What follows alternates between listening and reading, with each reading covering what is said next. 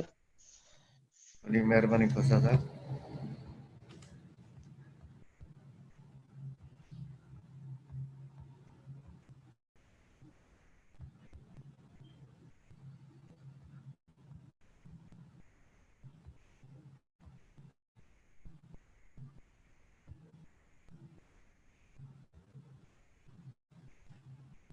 हम पढ़ेंगे रूल 89 से ऑर्डर 21 का। ये रूल है सेल को सेट असाइड करने के हवाले से कि सेल तो होगी इन एग्जीक्यूशन ऑफ डिग्री। उस स्टेज पे कि सेल हो चुकी है उसको कैसे किस ग्राउंड पे सेट असाइड किया जा सकता है। वेयर रिमूवेबल प्रॉपर्टी, ये रूल बता रहा है कि where removable property has been sold in execution of a decree, जब रिमूवेबल प्रॉपर्टी है वो डिग्री की एग्जीक्यूशन के तहत सेल कर दी गई है। Any person either owning such property or holding an interest therein by virtue of a title acquired before such sale may apply to have the sale set aside on his depositing in court। नीचे हम पढ़ते हैं points कि rule बता रहा है कि जब डिग्री की एग्जीक्यूशन के प्रोसेस में मूव प्रॉपर्टी सेल कर दी गई है, कोई भी शख्स जो ये क्लेम करता है कि ये प्रॉपर्टी मेरी है, मैं इसका मालिक हूँ, या उस प्रॉपर्टी में उसका इंटरेस्ट है जिसके हवाले से उसके पास कोई टाइटल है, मीन्स टाइटल के तहत उसके पास उसका उस प्रॉपर्टी में इंटरेस्ट है जो कि टाइटल उसने सेल से पहले अक्वायर किया था, सेल से पहले उसको ये टाइटल मिला था। तो ये शख्स जो कोई भी हो, मालिक हो या जिसका इंटरेस्ट हो टाइटल के तहत, तो वो कोर्ट में एप्लीकेशन मूव कर सकते हैं कि इस सेल को सेट असाइड किया जाए। अब उसके लिए कंडीशन क्या है कि one is depositing in court for payment to the purchaser a sum equal to 5% of the purchase money, कि जो परचेजर है,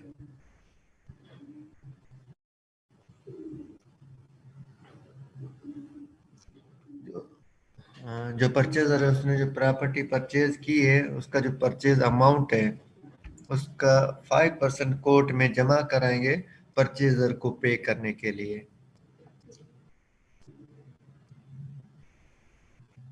For payment to decree holder, the amount is specified in the proclamation of sale as that for the recovery of which the sale was ordered, less any amount which may, since the date of such proclamation of sale, have been received by the decree holder।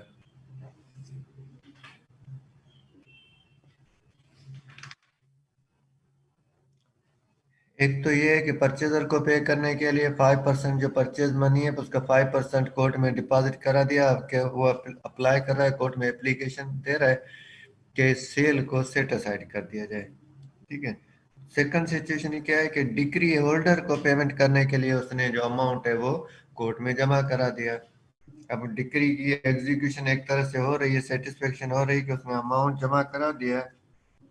दूसरा इसमें आपको ये काम करना जो है, जो अगर आपको जो कोठरी वाला प्रोक्लेमेशन में तरीकेकार जो जो आप अमाउंट मेंशन था वो अमाउंट जो है वो उसने कोर्ट में जमा करा दिया है। अब उसने कोर्ट को एप्लीकेशन दी है कि सेल को सेट असाइड कर दिया जाए।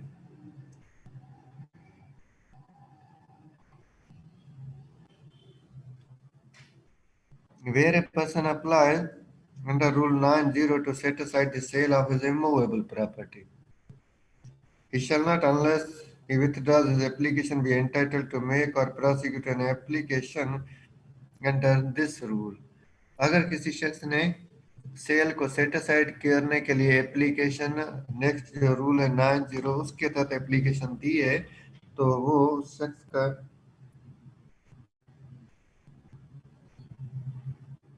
वो शख्स इस 89 के तहत एप्लीकेशन नहीं दे सकता। Nothing in this rule shall relieve the judgment debtor from any liability he may be under in respect of cost and interest not covered by the proclamation of sale। सब रूल 3 बता रहा है कि इस rule 89 में जो बातें हैं वे इसके तहत जजमेंट डेप्टर जो कास्ट है और इंटरेस्ट है, कास्ट एंड इंटरेस्ट, जिसका जो प्रोक्लेमेशन है उसका उसमें तज़किरा नहीं था, वो उसमें कवर्ड नहीं थी, तो ये जजमेंट डेब्टर को ये कास्ट और इंटरेस्ट जो है वो पे करना होंगे, इसकी लाइबिलिटी उस पर आएगी।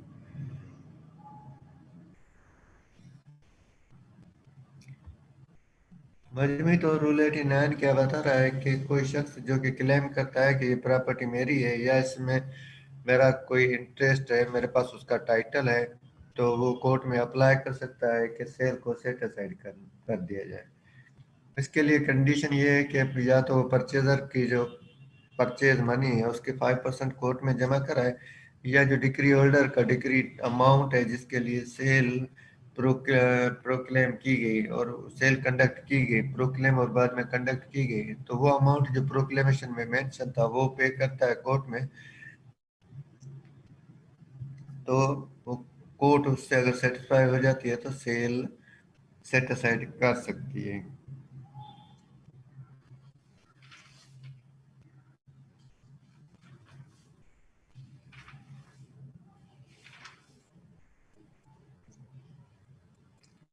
नेक्स्ट जो रूल है वो भी सेट असाइड के हवाले से, लेकिन ये on the ground of irregularity और fraud.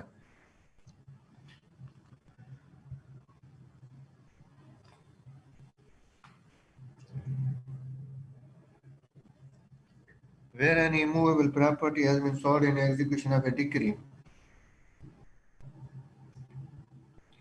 the decree holder or any person entitled to share in a rateable distribution of assets, कि जब कोई इमूवेबल प्रॉपर्टी डिक्री के एग्जीक्यूशन के तहत सेल कर दी गई है, तो डिक्री होल्डर खुद या और any person entitled to share in a rateable distribution of assets, या कोई ऐसा शख्स जो कि असेट्स की रेटेबल डिस्ट्रीब्यूशन का में हिस्से का एंटाइटल हो। रेटेबल इंस्ट्रूमेंट मीन्स एक तरह से यूं समझे कि प्रोपोर्शनली जिसकी जितनी परसेंटेज बनती हो, और इंटरेस्ट और अफेक्टेड बाय द सेल, या ऐसा शख्स जिसका सेल के नतीजे में इंटरेस्ट जो है वो अफेक्ट हुआ है, मुतासर हुआ है, may apply to the court to set aside the sale on the ground of a material irregularity or fraud in publishing or conducting it। तो वो कोर्ट में अप्लाई कर सकते हैं कि इस सेल को सेट असाइड कर दिया जाए, और सेल को सेट असाइड करने के लिए उनका जो ग्राउंड है वो क्या है कि इस सेल में, सेल कंडक्ट होने में या सेल की प्रोक्लेमेशन में बहुत ही इंपॉर्टेंट किस्म की बेजाब्त की बेकायदगी हुई है। मटेरियल मीन्स अहम इम्पोर्टेंट, या फ्रॉड हुआ है या बेकायदगी हुई है। अब इस बिना पे कोर्ट में वो सेल को सेट असाइड कराना चाहते हैं। Provided that no sale shall be set aside on the ground of irregularity or fraud, unless upon the facts proved, the court is satisfied that the applicant has sustained substantial injury by reason of such irregularity or fraud। ये cell irregularity या fraud के बिना पे उस वक्त तक set aside नहीं होगी जब तक कोर्ट इस बात से सेटिस्फाइड न हो जाए कि इस जो इरेगुलरिटी या इस फ्रॉड के नतीजे में वो जो एप्लीकेंट है उसको बहुत ही बड़ा नुकसान हुआ है। Provided further that no such application shall be entertained unless the applicant deposits such amount not exceeding 20% of the sum realized at the sale, or furnish such security as the court may direct। Sale उस वक्त तक जो है वो सारी जो application है cell को सेटिस्फाइड करने के लिए, वो एप्लीकेशन उस वक्त तक एंटरटेन ही नहीं की जाएगी जब तक जो एप्लीकेंट है वो सेल का जो अमाउंट है उसका जो 20% है वो 20% कोर्ट में जमा नहीं कराता। या अगर कोर्ट उसे कहती है कि भाई ठीक है आप सिक्योरिटी जमा कराए, तो सिक्योरिटी जमा कराए, मीन्स या उसने पैसे जमा कराने हैं या सिक्योरिटी जमा करानी है, तो जब तक सिक्योरिटी या पैसे जमा नहीं कराता ये एप्लीकेशन एंटरटेनिंग नहीं होगी।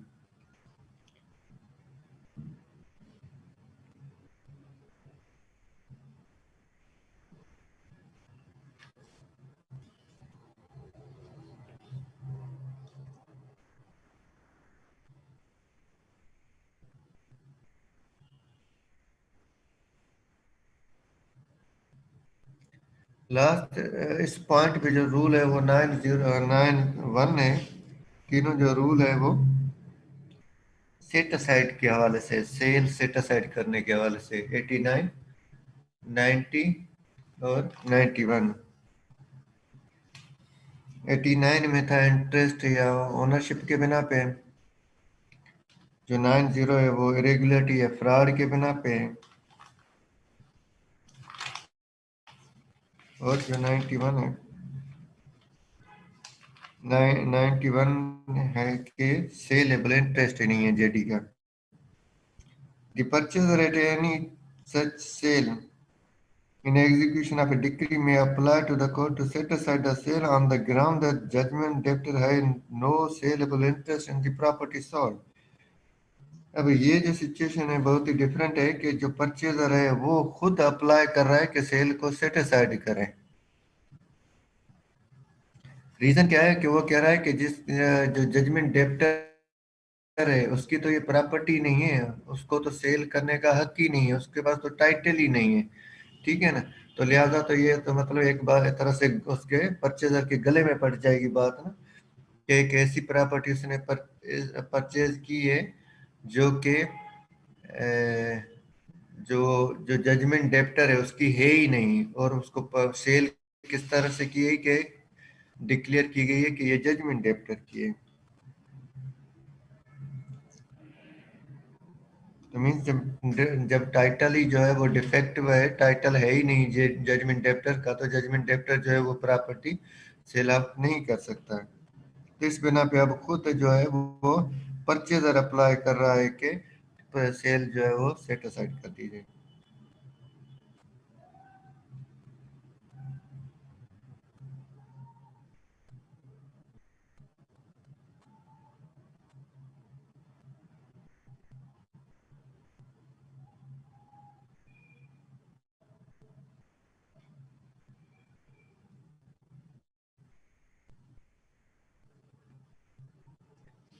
92 रूल बता रहा है कि sale when to become absolute और बी सेट असाइड, कि सेल जो है वो कब एब्सोल्यूट हो जाएगी या सेट असाइड हो जाएगी। अब ये तीन रूल्स में सेट असाइड कवर्ड थे। Where no application is made under rule 89, 90 या 91, 89, 90 या 91 किसी भी रूल के तहत कोई एप्लीकेशन नहीं आई, या और where such application is made and disallowed, अगर एप्लीकेशन आई भी तो कोर्ट ने डिसअलो कर दी। The court shall make an order confirming the sale and thereupon the sale shall become absolute. अब या तो एप्लीकेशन आई नहीं, और आई एप्लीकेशन तो कोर्ट ने रिजेक्ट कर दी, तो नतीजा क्या हुआ कि उसके नतीजे में अब कोर्ट ऑर्डर करेगी कि सेल जो है वो कंफर्म कर देगी और सेल एब्सोल्यूट हो जाएगी। Where such application is made and allowed, अब इसका दूसरा रुख है कि एप्लीकेशन दाखिल हुई और एप्लीकेशन अलो हो गई।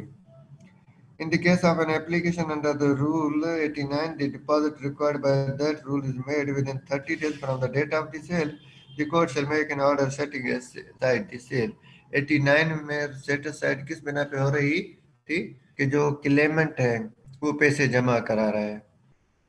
अब ये रूल सब रूल 2 बता रहा है कि अगर वो एप्लीकेशन है वो 89 के तहत है और उस शख्स ने 30 डेज के अंदर from the date of sale, sale की डेट के बाद 30 डेज के अंदर वो पैसे जमा करा दिए, तो कोर्ट सेल जो है वो सेट असाइड कर देगी।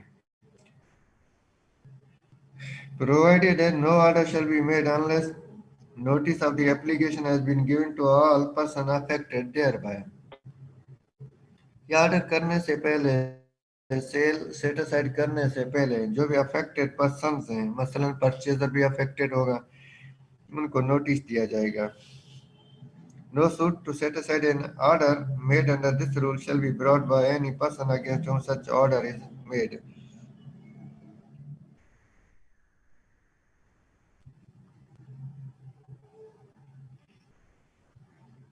अब इस रूल के तहत जो कोर्ट ने सेल सेट असाइड करने का ऑर्डर किया है, उस ऑर्डर के खिलाफ कोई भी सूट दाखिल नहीं हो सकेगा।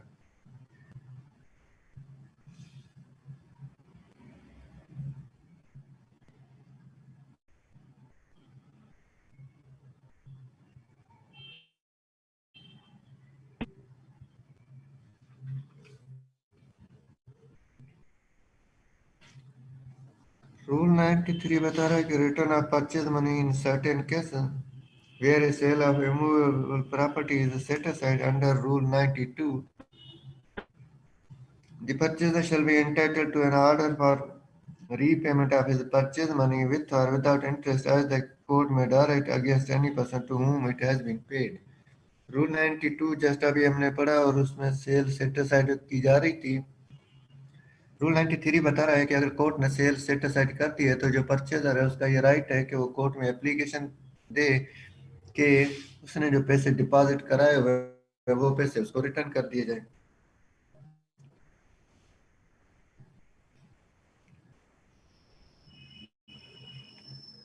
रूल 94 बता रहा है सर्टिफिकेट टू परचेज है। सेल किस कैसे हुई है? सेल कोर्ट के ऑर्डर के तहत हुई है इन एग्जीक्यूशन ऑफ द डिक्री। और जब सेल हो गई है तो जो पोजीशन के इश्यू पर, प्रॉपर्टी की डिलीवरी के इश्यू पर डिस्प्यूट्स हो सकते हैं। तो रूल 94 बता रहा है कि where sale of immovable property has become absolute, the court shall grant a certificate specifying the property sold and the name of the person who at the time of the sale is declared to be the purchaser।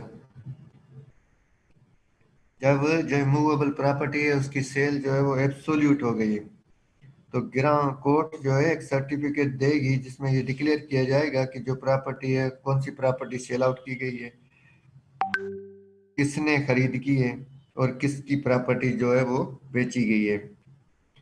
Such certificate shall bear the date, the day on which the sale became absolute। और उस certificate में जो date है, जो दिन है, वो भी उसमें मेंशन किया जाएगा कि इस दिन, इस डेट पर, इस दिन पर ये जो सेल है वो अब एब्सोल्यूट हो गई। एब्सोल्यूट हो गई मीन सब फाइनल हो गई है।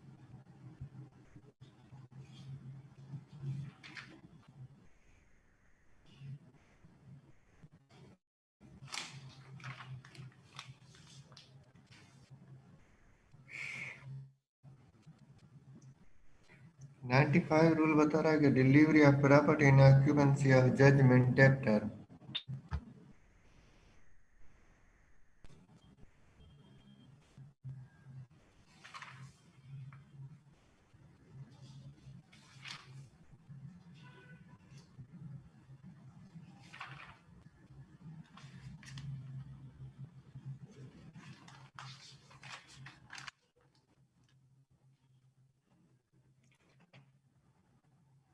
Where the immovable property sold is in the occupancy of the judgment debtor, कि जो इमूवेबल प्रॉपर्टी जो कोर्ट के ऑर्डर के तहत सेल कर दी गई है वो जजमेंट डेप्टर या उसकी तरफ से किसी और शख्स की पोजीशन में है, or of some person claiming under a title created by the judgment debtor subsequently to the attachment of such property, या कोई और शख्स उस प्रॉपर्टी को क्लेम कर रहा है टाइटल के बिना पर और जो टाइटल है उसे मिला है वो अटैचमेंट के बाद मिला है। मींस अटैचमेंट के बाद जो जजमेंट डेप्टर है उसने किसी तरह से वो प्रॉपर्टी किसी और को ट्रांसफर कर दी, अब वो टाइटल किसी और शख्स को ट्रांसफर हो गया। तो अब ये रूल बता रहा है कि जब जो प्रॉपर्टी है जिसकी सेल कंडक्ट कर दी गई है वो या जजमेंट डेप्टर की पोजीशन में है या जजमेंट डेप्टर के ब्याह पे किसी और शख्स की पोजीशन में है या जजमेंट डेप्टर ने जो अटैचमेंट के बाद टाइटल ट्रांसफर कर दिया गया है अब उसकी पोजीशन में है।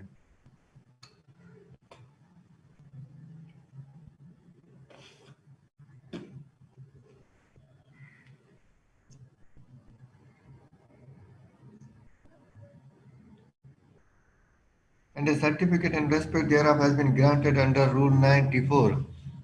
और क्योंकि सेल कंप्लीट हो चुकी है तो कोर्ट ने 94 रूल के तहत सर्टिफिकेट भी इशू कर दिया है सेल का। The court shall on the application of the purchaser order delivery to be made by putting such purchaser or any person whom he appointed to receive delivery on his behalf in possession of the property, and if need, by removing any person who refused to vacate the same. तो अब क्योंकि वो property transfer होना है, delivery देना है, deliver होना है परचेजर के हवाले, तो ये रूल बता रहा है कि कोर्ट परचेजर की एप्लीकेशन के बिना पर उसकी दरख्वास्त पर ऑर्डर करेगी कि ये प्रॉपर्टी जो है वो परचेजर को डिलीवर कर दी जाए। या परचेजर की तरफ से कोई और शख्स जिसको परचेजर अपॉइंट करता है कि भाई इसको ये प्रॉपर्टी दे दी जाए, तो वो प्रॉपर्टी उसको डिलीवर कर दी जाए। और अगर इस पर्पज के लिए जरूरत पड़ती है तो जो शख्स उस प्रॉपर्टी के अंदर मौजूद है उसको बाहर निकाला जाए, प्रॉपर्टी खाली करवाई जाए।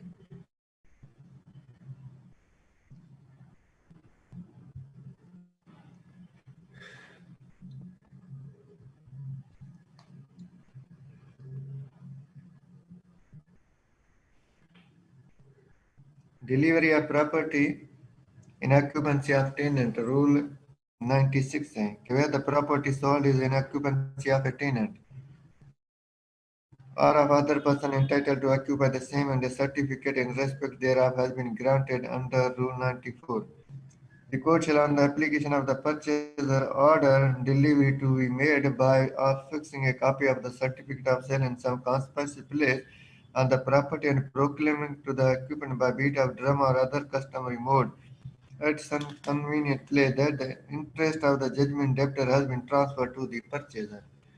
अब जो प्रॉपर्टी है जो कि सेल कंडक्ट कर दी गई जिसकी, और जो कि प्रॉपर्टी है किसी और शख्स की पोजीशन में, मीन्स टीनेंट की पोजीशन में है। टीनेंट की मीनिंग दो तरह से हम ले सकते हैं, एक वो जो जमीन मकाते पे दी जाती है, लैंड, एग्रीकल्चर लैंड, तो उसको भी टीनेंट कहा जाता है। और जो किराएदार है उसको भी टीनेंट कहा जाता है। मसलन दुकान, फ्लैट, जगह का जो किराएदार है उसको भी, उसके लिए भी जो लफ्ज यूज होता है वो टीनेंट है। तो हम दोनों सेंसेस में इसकी मीनिंग ले लेते हैं। अब ये रूल कह रहा है कि प्रॉपर्टी तो सेल आउट हो गई है, लेकिन वो शख्स जिसकी पोजीशन में ये प्रॉपर्टी है वो टीनेंट है, और उसका भी राइट है कि वो प्रॉपर्टी अपनी पोजीशन में रखे फॉर सर्टेन टाइम पीरियड। अब उसका राइट किस तरह से है? मसलन उसका राइट यूं है कि अगर जमीन की बात है कि समझे कि जमीन 2 साल 5 साल के लिए उसने कॉन्ट्रैक्ट करके टीनेंसी पे ली हुई है। अब ये अकॉर्डिंग टू लॉ है, और उस लॉ के तहत उसको, उसका ये राइट है कि वो अपना टाइम पीरियड कंप्लीट करें। सेकंड सिचुएशन, मसलन दुकान है या मकान है या फ्लैट है जो उसने किराए पे लिया हुआ है, समझे वो साल के लिए, 1 साल के लिए लिया हुआ है, कॉन्ट्रैक्ट किया हुआ है, एग्रीमेंट मौजूद है, तो इस सूरत में भी उसका ये राइट है कि वो उस टाइम पीरियड तक के लिए ये प्रॉपर्टी अपने पोजीशन में रखे। तो अब ये रूल क्या कह रहा है कि क्योंकि उस परचेजर को जो कोर्ट के ऑर्डर के तहत प्रॉपर्टी सेल हुई, किसी ने परचेज की है, पर सेल जो है एब्सोल्यूट हो गई है, तो rule ayo finally kada ganda puchigane jo certificate भी ग्रांट कर jo दिया गया है। assignment jo अब ये जो सर्टिफिकेट जो है वो उस जगह पे, उस प्रॉपर्टी पे नुमाया जो है वो चिपसा की जाएगी, और ढोल बजाकर या किसी और तरीके से लोगों को बताया जाएगा कि अब ये प्रॉपर्टी जो है वो फिलहाल शख्स को ट्रांसफर हो गई है, जो परचेजर है। भी इस तरह से क्या हुआ कि ये जो प्रॉपर्टी है ये अलामती तौर पर ट्रांसफर हो गई। प्रैक्टिकली पोजीशन में अभी तक टेनेंट के हैं, लेकिन अलामती तौर वो ट्रांसफर हो गई परचेजर को।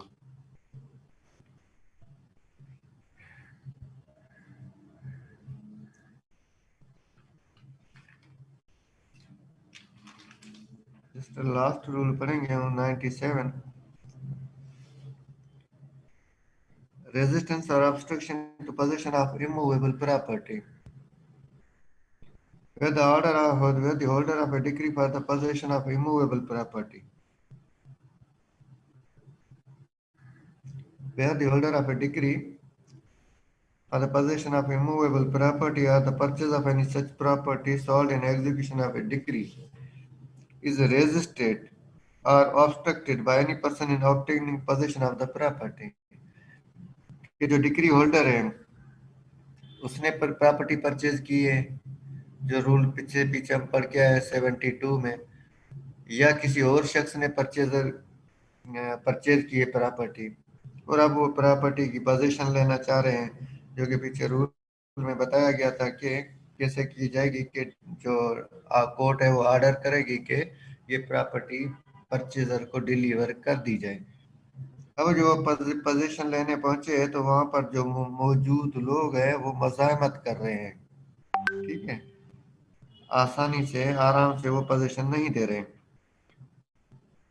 He may make an application to the court complaining of such resistance or obstruction। तो वो जो परचेजर है, वो जो डिक्री होल्डर है, वो कोर्ट में एप्लीकेशन दे सकते हैं उस मज़ाहमत के हवाले से कि भाई ये मज़ाहमत कर रहे हैं, ये मज़ाहमत की शिकायत उसमें मेंशन की जा सकती है। The court shall fix a day for investigating the matter and shall summon the party against whom the application is made to appear and answer the same। तो ऐसी सूरत में कोर्ट कोई डेट फिक्स करेगी और मामले की इन्वेस्टिगेशन करेगी, और पार्टीज को कहा जाएगा कि कोर्ट में आ जाए, अपेयर हो और इस हवाले से अपना जवाब दे।